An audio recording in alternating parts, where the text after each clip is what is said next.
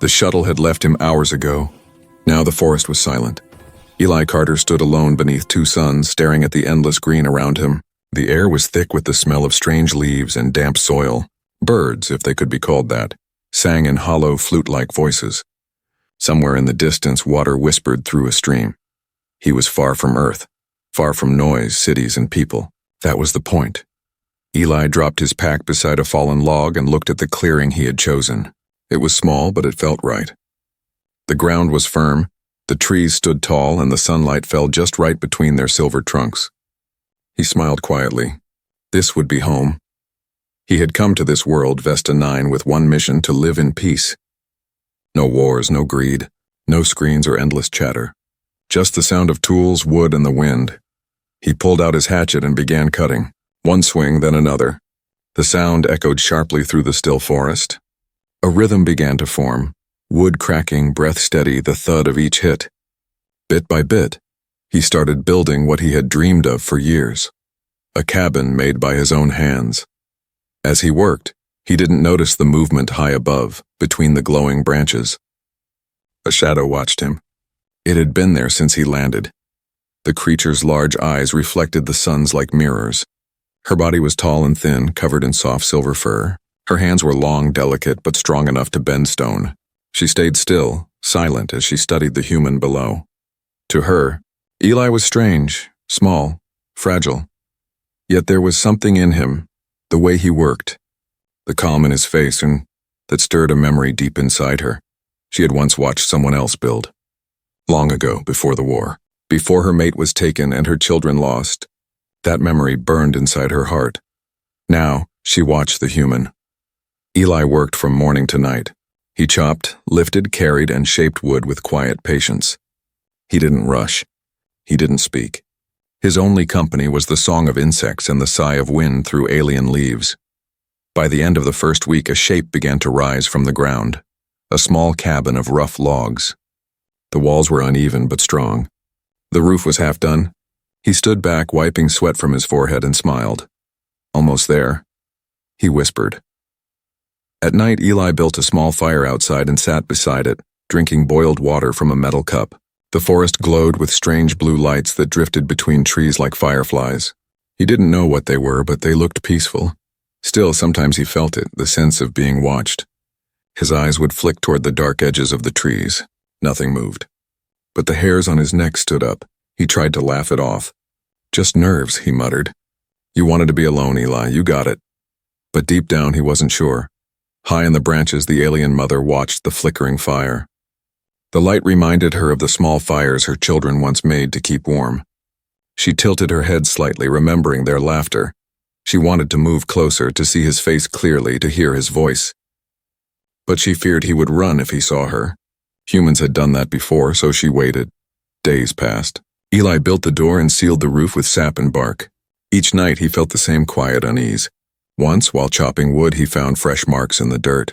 3 long lines curved like claws. Too deep to be a small animal. Another night, something brushed the wall outside. He froze, holding his rifle. The fire flickered and a shadow moved past the window. Tall, silent, gone in a blink. His heart pounded, but no attack came. No noise, only the whisper of leaves. He stepped outside, flashlight in hand. Hello? He called into the trees. His voice sounded small in the huge dark. Nothing answered. The next morning, he found something strange near his cabin. A pile of smooth stones had been arranged carefully in a circle. In the center lay one glowing blue flower, the kind that only grew high in the cliffs far away. Eli crouched and stared. Someone, or something, had placed it there. He didn't touch it. He just looked around the silent trees and whispered, "You're not alone, are you?" The forest gave no answer, but far above, the alien mother smiled softly, unseen. He was building his home log by log, and though he didn't know it yet, he wasn't the only lonely soul on Vesta 9. That night, when the wind died and the fire burned low, Eli heard soft footsteps circling his cabin. Not animal, too slow, too careful. He held his breath, the sound stopped. Then came a whisper, not human, not words, just a sound of sorrow carried by the night air. Eli's heart thudded in his chest as he turned toward the window. Two glowing eyes stared back at him through the darkness. The next morning, the forest was quiet again, too quiet. Eli Carter stepped outside his cabin, rifle in hand, eyes sweeping the trees. The ground around the fire pit was marked with strange footprints, not boots, not paws. The prints were wide, with long curved lines that sank deep into the soil. He crouched, tracing the marks with his finger. "You're real," he whispered. Something had been here. Something that watched. Something that cared enough not to hurt him. The blue flower he had found the day before still glowed faintly on the ground. He picked it up and placed it in a small wooden bowl on the cabin window ledge. A gift should be answered, he thought. He gathered some food, dried fruit, bread, and a few nuts, and placed them in the same spot where the flower had been. Then he spoke softly into the trees, feeling foolish. "Whoever you are, thank you." Then he walked back inside, leaving the food behind. That night it was gone, every piece. Far beyond the clearing, hidden between the giant silver trees, the watcher crouched low, holding the empty food cloth in her long hands. Her name was Rhaenyra, though no human tongue could say it quite right. Long ago she had lived near this same forest. Her kind had built homes that shimmered like glass among the branches. Her mate had been strong and kind, her children small and full of laughter. Then the humans had come, explorers, miners, soldiers. They took what they wanted, and when her people tried to fight, they burned the nests and left the world silent. Rhaenyra had survived. But she had never stopped mourning. For years she lived alone among the ruins of her world. She told herself she hated the humans, the destroyers, the thieves, but this one was different. The man with the quiet hands and patient eyes. He didn't come to take. He built, he listened. He cared for the land like it was alive. Every day she watched him, sometimes from the trees, sometimes from behind the ferns. She saw how he worked, careful, steady, never shouting or breaking things without need. He reminded her of her mate long ago when he built their first home. Each swing of the human's axe echoed memories. Each spark from his fire touched the hollow place in her chest. Loneliness was a heavy thing. It had followed her for years, an endless ache. But now, when she watched the human, she felt something she hadn't felt in a long time. Warmth. Days turned to weeks. The strange friendship grew, though neither spoke. Eli began leaving food by the tree line every night, a quiet offering. And every morning it was gone. Sometimes he found small things in return. A smooth glowing stone, a perfect crystal leaf, a piece of metal shaped like a tear. He started keeping a small notebook by his bed, writing simple notes as if speaking to her. "Thank you for the gift. You can come closer. I won't hurt you. I think you're lonely too." He wasn't sure she could read. Maybe she only understood kindness, but somehow it felt like they were talking without words. One evening, as the sky turned golden blue, Eli sat outside by his fire, humming softly to himself. The sound drifted through the forest. Far away, Rhaenyra paused, listening. Music. She remembered music, her children singing around the water crystals. Her eyes grew wet. Carefully, she stepped out from behind the trees. For the first time, she let herself move closer. Eli didn't see her at first. The shadows of dusk hid her tall shape, her long arms, her glowing eyes. But when he reached for another log, he felt it. That same chill on his skin. The sense of being watched. He turned slowly. There, half hidden behind a fallen trunk, stood the figure. She was unlike anything he had seen. Her body shimmered faintly like moonlight on water. Her eyes were wide and deep, glowing softly, not in anger, but in sorrow. They looked at each other for a long time, man and alien, both silent. Eli didn't move. He didn't raise his gun. He simply whispered, "You're real." Rhaenyra tilted her head, studying his face. His voice carried no threat, just wonder. Then as a soft wind passed between them, she stepped backward into the trees and disappeared without a sound. Eli stood there for a long moment, heart pounding. He should have been afraid, but he wasn't. The loneliness in her eyes had felt familiar. He looked up at the sky, now filled with stars, and whispered to himself, "She's not a monster." Inside the forest, Rhaenyra climbed to a high branch and gazed down at the small light of his cabin. For the first time in years, she smiled faintly. Perhaps, she thought, she didn't have to be alone anymore. The next morning, Eli found something new in front of his cabin, a small heart shape, drawn carefully in the dirt surrounded by stones. He knelt down, touching the mark with his fingertips. His throat felt tight. "Guess we're talking now," he said softly. Above him, unseen, the lonely alien mother watched and whispered in her own language, a sound of gentle hope carried by the wind. And deep in the forest, something began to change. For the first time in a long while, two lonely souls were no longer alone. Morning light spilled across the clearing, touching the small wooden cabin with soft gold. Eli Carter woke to the sound of the forest, the whisper of leaves, the hum of insects, and the low song of strange birds that echoed through the trees. He sat on the edge of his bed, rubbing sleep from his eyes. His gaze moved to the window where the heart-shaped stones still rested in the dirt outside. He smiled faintly. Whoever's or whatever she was, she had a gentle hand. He stepped outside and breathed in the cool air. The cabin was finally complete. Walls sealed, roof sturdy, chimney smoking. It looked like something out of an old Earth story, built from nothing but patience and will. But now the forest didn't feel empty anymore. There was a presence in it, a watcher who wasn't cruel, a shadow that somehow made him feel less alone. For the next few days Eli worked and the watcher watched. He could feel her eyes from the trees, always far but never gone. When he chopped wood, she was there. When he hunted by the river, he sensed her gaze across the water. Then one evening, as the suns dipped low, he decided to talk to her again. He gathered some stones and built a small circle near the edge of the trees. In the center, he placed one of the glowing blue flowers she had once left him. Then, using his knife, he carved a simple figure in the dirt, a stick man, and beside it another tall shape with big round eyes. Between them he drew a line and a small heart. He stood, dusting off his hands. "Let's see if you understand that," he said softly. Then he left food again, a bit of bread, some fruit, a flask of clean water. That night, he stayed awake by the fire, pretending to read while secretly watching the tree line. Hours passed. Crickets sang. Wind moved through the silver branches, and then movement. A tall shadow stepped from the darkness, silent as mist. The figure bent low near the stones, long fingers tracing the drawings. She stayed for a long time looking at them. Then she placed something new in the circle, a small glowing orb that pulsed like a heartbeat. Eli's breath caught. The figure turned to leave. But for a moment, just one, she looked toward the cabin. Their eyes met across the firelight, no fear, no anger, just quiet understanding. Then she was gone. The next morning, Eli picked up the glowing orb. It felt warm in his palm, soft like skin but made of crystal. When he held it to his ear, he thought he could hear a faint hum, a note like music. He placed it on his table and smiled.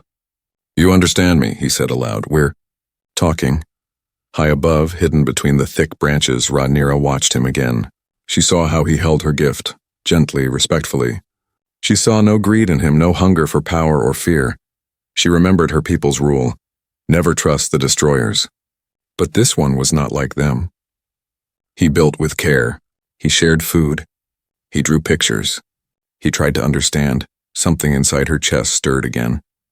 That old, aching warmth she thought she had lost forever. She whispered to the forest spirits, "He is not like the others." The wind answered softly as if agreeing. One night, a storm came. The skies over Vesta 9 burned purple and white. The rain fell like stones, heavy and endless. Eli rushed to cover his tools, tying ropes, closing shutters. But the wind was too strong. A tree cracked and fell near his cabin, missing it by only a few feet. Lightning struck the clearing. He barely had time to react. The world went white, and then black. When Eli woke, everything hurt. His head spun, his clothes soaked, mud clinging to his hands. He tried to stand, but his legs screamed in pain. The cabin roof had half collapsed. He was trapped, weak, alone. "Help," he whispered. His voice was drowned by rain. Then, through the blur of storm and darkness, he saw it, a tall shadow moving through the trees. At first, he thought he was dreaming. But the figure came closer, glowing faintly through the rain, eyes like two lanterns in the storm. She reached down, and for the first time, he felt her touch. Her hands were warm, not cold, strong but gentle. She lifted the fallen beam as if it weighed nothing and pulled him free. He tried to speak, but the pain dragged him down. The last thing he saw before darkness took him was her face, smooth and silver, eyes filled with light and sadness. When he woke again, he was lying in his bed. The roof had been fixed. His wounds were wrapped in strange glowing bandages. The fire burned softly beside him, though he hadn't lit it. And near the doorway, half hidden by shadow, she stood. Rhaenyra watched quietly as he stirred, her large eyes gentle, her voice a low hum. Eli whispered weakly, "You saved me." She tilted her head, placing one hand on her chest, and spoke a single sound. Her name. Rhaenyra. Eli tried to repeat it. Rhaenyra. She smiled faintly, and in that simple moment, a broken man and a grieving alien under a leaking roof, a bridge began to form between two worlds. When Eli woke again, soft light filled the cabin. The fire burned low, its smoke curling lazily through a small crack in the roof. His body ached, but the pain was dull now, like an echo fading into the distance. He turned his head slowly, and there she was. The alien woman, tall and graceful, sat cross-legged near the fire. Her silvery skin shimmered faintly in the glow, and her large dark eyes reflected the flames like pools of water. She held one of his wooden cups in her long fingers, dipping a strange blue leaf into the warm water inside. When she saw him watching, she tilted her head slightly. No words were spoken. Only a quiet understanding passed between them. Eli tried to sit up, but his ribs protested. She rose in one smooth motion and moved closer, her movements calm like a tide rolling toward shore. She placed her hand on his shoulder, light, almost weightless, and he felt a gentle pulse through her palm. The pain in his chest faded a little. Eli stared at her hand, then at her face. "You're healing me," he whispered. Rhaenyra didn't answer, but her eyes softened. For days, the strange rhythm of life between them continued. When Eli woke, the fire was always burning and a bowl of warm broth waited beside his bed. Thick, green and bitter, but it made him stronger. When he tried to walk, she supported him, one long arm around his shoulder. They didn't share a language, yet somehow they spoke in gestures and looks. If he smiled, she tilted her head, curious. If she hummed softly, he knew she was calm. If he frowned, she made a sound like soft rain, and the air itself seemed to comfort him. He began to draw again, pictures on small scraps of bark. He drew her face, her hands, the glowing trees outside. She would study the drawings with deep focus, then point at each one and speak a sound. He guessed they were her words for tree, fire, home. He repeated them clumsily, and she would smile, a small, shy smile that changed the room. One evening, when the suns dipped low and painted the forest in shades of orange and violet, Eli stepped outside with her help. The air smelled fresh after rain. The cabin stood strong again, patched with strange, glowing resin. He looked at it in awe. "You fixed it," he said. Rhaenyra touched the wall gently, then pointed to him and said something soft. He thought he understood. "We fixed it." They stood there for a long while, side by side, looking at the forest. Strange lights drifted between the trees like floating fireflies, and somewhere far off, a deep call echoed, one of the giant creatures that roamed Vesta 9's wilderness. For the first time since leaving Earth, Eli didn't feel like the last human alive. He felt part of something bigger, something alive and watching. Later that night, as the fire crackled inside the cabin, Rhaenyra sat across from him. She held a small round crystal in her hand, the same glowing kind she had once left him as a gift. She pressed it gently to her chest, and a faint image shimmered in the air above it, shapes and light, like memories captured in fog. Eli watched in awe as the images took form, a group of her kind, smaller ones running and laughing, a male figure standing beside her. Then a sudden flash, fire, machines, smoke. The laughter turned to screams, the image faded. Rhaenyra's hand trembled slightly as she clutched the crystal to her chest. Eli understood without words. He reached out and placed his hand gently over hers. "I'm sorry," he said quietly. She looked up at him, and though she couldn't understand the words, she seemed to feel them. That night she didn't return to the forest. She stayed near the cabin, sitting by the dying fire while Eli slept. Outside, the wind whispered through the trees, carrying the smell of rain and distant thunder. Something inside Rhaenyra had changed. The human had seen her pain and hadn't turned away. He hadn't run or raised a weapon. For years, she had told herself she was the last of her kind. But now, looking at the sleeping human, she wondered if she had been wrong. Maybe, in some strange way, they were the same. Two lonely creatures trying to build a home in a broken world. The next morning, Eli woke to find her gone. Panic flashed through him, until he saw a new gift resting on the table. It was a small carving made from the same glowing resin she used to fix the cabin. The shape was simple, two figures standing side by side beneath the twin suns. He smiled, tracing the soft lines with his finger. "You do understand," he whispered. Then from deep within the forest, a gentle hum rose, her voice singing low and sad, carried by the wind. Eli stepped outside and listened, eyes closed. For the first time, the sound didn't feel like loneliness. It felt like a promise. That night, as he looked out into the glowing forest, Eli thought of her. Of Rhaenyra, the alien widow who had saved his life. They still couldn't speak. But they didn't need words because now their silence meant something deeper. It meant trust. It meant hope. It meant the start of something no one on either world had ever known. A friendship built not on power or fear, but on the quiet bond between two hearts who had finally found each other. The days passed quietly. The cabin stood strong again, a small island of peace in the endless green. Eli and Rhaenyra lived in a rhythm that needed no words. He built, she gathered. He hunted, she healed. Sometimes when the night fell and the sky shimmered with twin moons, they sat by the fire and simply watched the flames. Eli had stopped counting the days since the storm. He no longer thought about the world he had left behind. To him this was home, the forest, the silver trees, the alien mother who had once been his shadow and was now his closest friend. But peace never lasts forever. One morning, as Eli was chopping wood, he heard a sound he hadn't heard in months, a deep rumble that made the ground tremble. It wasn't thunder. It was mechanical, sharp and rising fast. He froze. His axe slipped from his hand. A ship. High above the forest canopy, a large human transport ship cut through the clouds, its engines roaring. It carried the logo of Terra Nova Mining Corporation, the same company that had once stripped Vesta 9 bare of its metals and lives. The same one Rhaenyra feared. Eli's stomach turned cold. He ran inside the cabin, grabbed his old radio from a shelf and turned it on. Static hissed, then a voice broke through. "Survey Team Delta 9 landing near Sector 14. Preparing for surface operations. Possible structure detected, also investigating." Eli shut the radio off and cursed under his breath. "They found me." Rhaenyra entered the cabin quietly, her glowing eyes full of concern. She had heard the engines too. Eli looked at her, his heart heavy. "Humans," he said softly. "More of my kind." She stepped closer, confusion in her face.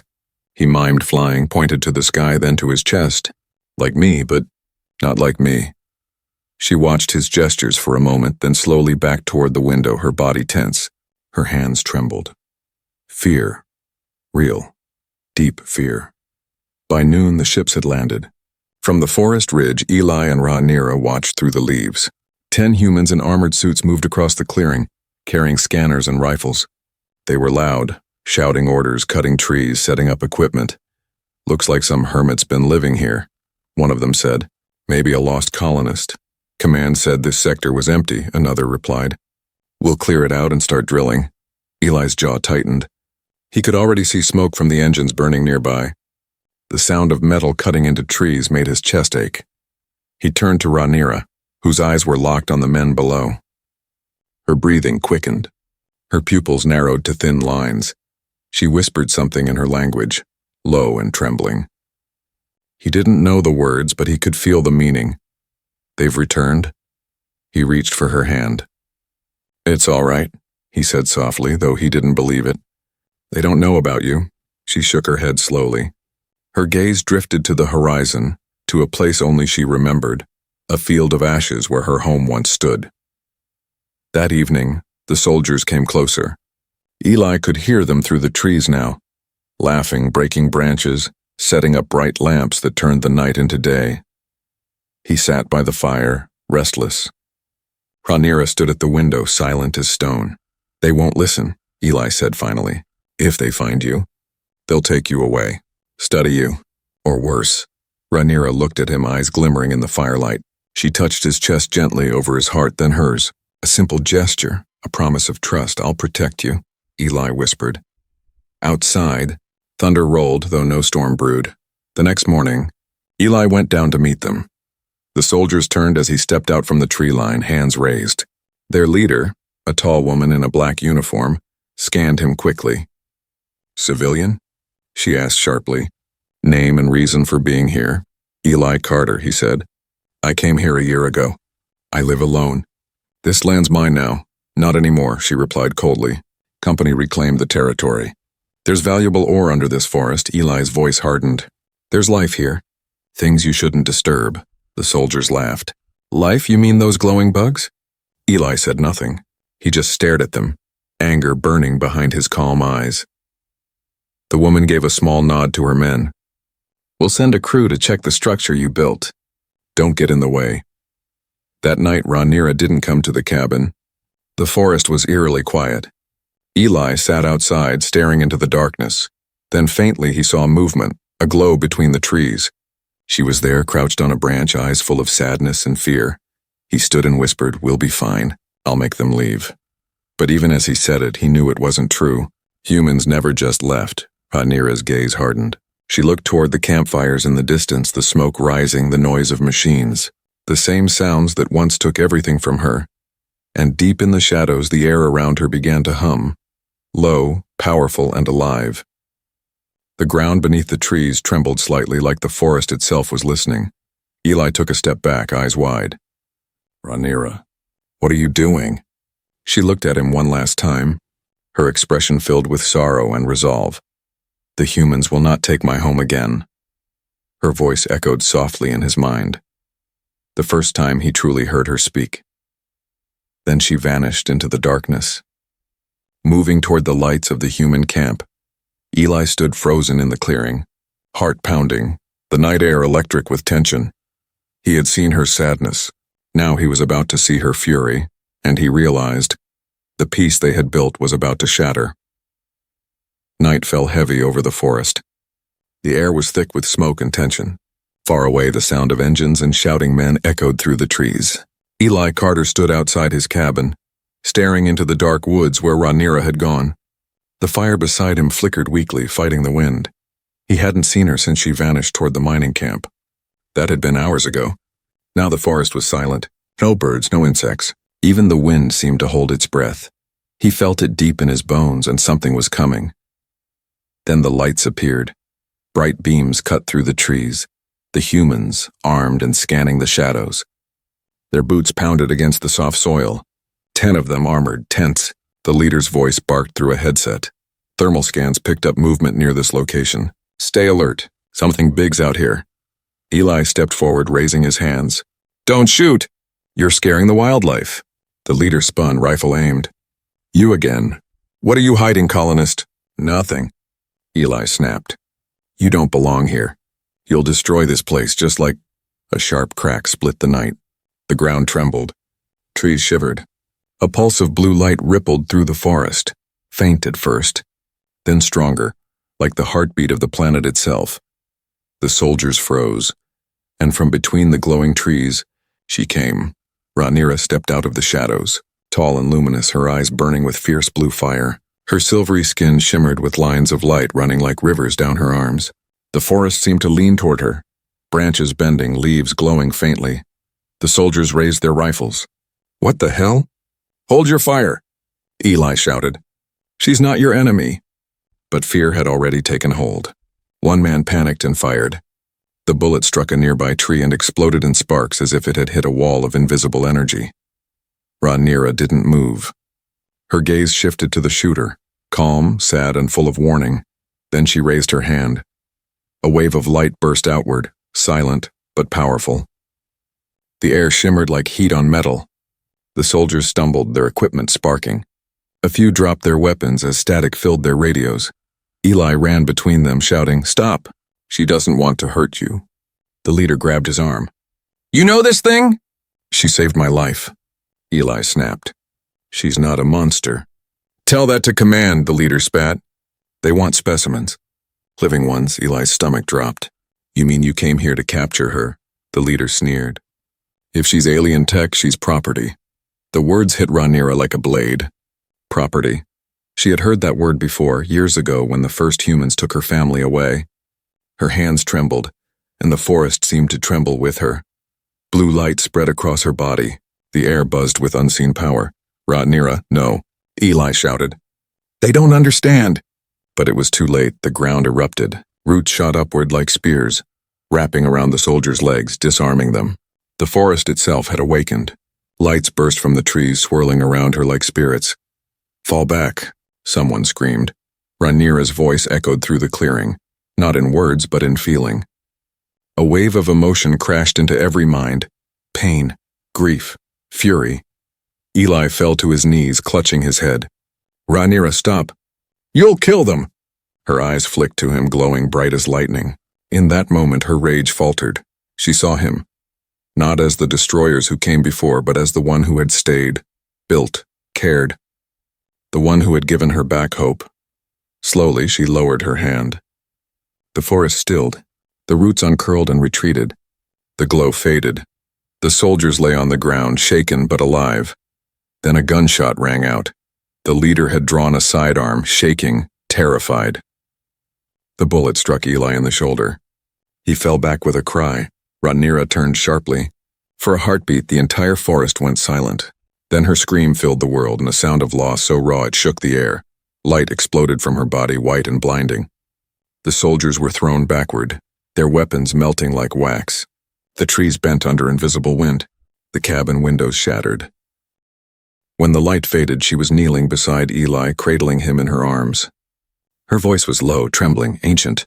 No more death, she whispered. No more. The soldiers crawled away, terrified, calling for evacuation. Eli coughed weakly, blood on his lips. Rhaenyra, don't leave me. Her glowing hands pressed against his wound. I will not. The blue light spread again, but softer this time, warm and pulsing. Eli felt the pain fade. He looked up into her face, tears mixing with rain. You saved me again, he whispered. Rhaenyra smiled faintly, though her light dimmed. You saved me first. She brushed her hand against his cheek, her energy flowing into him, bright as a star. The forest whispered around them, calm once more. By morning, the soldiers were gone. The machines were silent. Eli woke to find the forest still and the air clean again. Rhaenyra sat beside him, weak but alive, her glow now soft and gentle. He took her hand and whispered, It's over. She looked toward the rising suns. No, she said quietly, her voice faint but certain. It has just begun. And as the light broke over the clearing, the man and the alien sat together among the ruins of the fight. Two survivors of different worlds who had chosen to stand, not against each other but for each other. The first light of dawn spilled gently across the clearing. Smoke drifted from the ruins of burned equipment. The air smelled of wet earth and ashes. The battle was over. But the forest was different now, quieter, almost sacred. Eli Carter sat outside the cabin, his arm wrapped in a bandage that glowed faintly with Rhaenyra's healing touch. His breath came slow and steady. Every sound felt sharper. The crackle of embers, the whisper of wind, the hum of unseen life among the trees. Beside him, Rhaenyra knelt in the mud, her skin dim and pale. The blue light that once danced through her body flickered weakly now, fading like a dying fire. Eli turned to her. You're hurt. She smiled faintly, her large eyes soft and calm. I am tired. You gave me your strength, he said, his voice breaking. Rhaenyra reached out, brushing her long fingers against his cheek. You gave me your heart. For a long time, neither spoke. The suns climbed higher, washing the forest in gold. The trees that had bent and cracked during the fight were slowly straightening, as if the forest itself was healing with them. Eli's thoughts drifted. He remembered the first day he arrived, alone, lost, and angry at the world. He remembered building his cabin, feeling eyes on him in the dark.